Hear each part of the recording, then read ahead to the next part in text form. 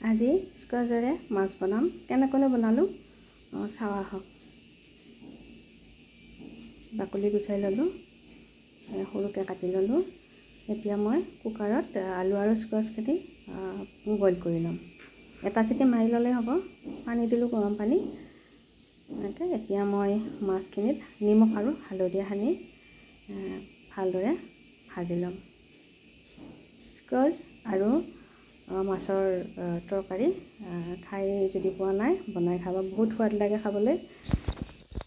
মাছখিনি ভালদৰে ভাজি ল'ব।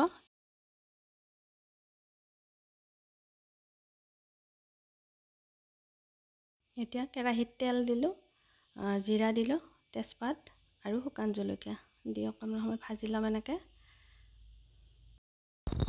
এতিয়া পিঁয়াজ দি দিলোঁ। পিঁয়াজখিনি ভালদৰে ভাজি ল'ম, আধা সিজা কৰি ল'ম।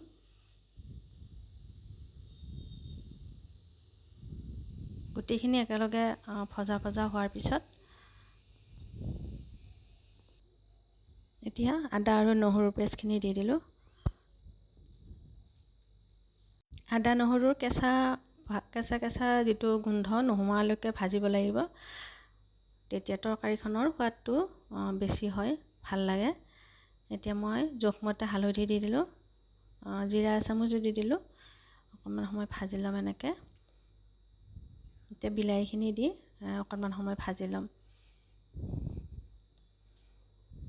আধা সিজা হোৱাকৈ ভাজি ল'ব।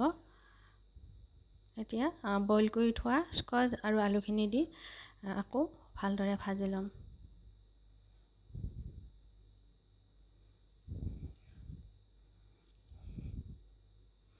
এনেদৰে বনাই খাই চাব, ভাল লাগিব খাই।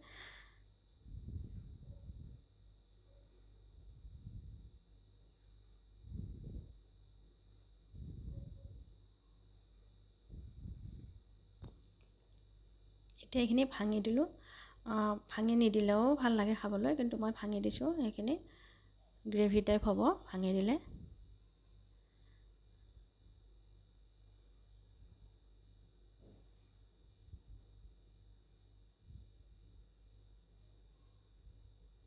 এইখিনি ভজা হোৱাৰ পিছত মই ইয়াতে ধনিয়া গুড়ি দি দিলোঁ আধা চামুচ।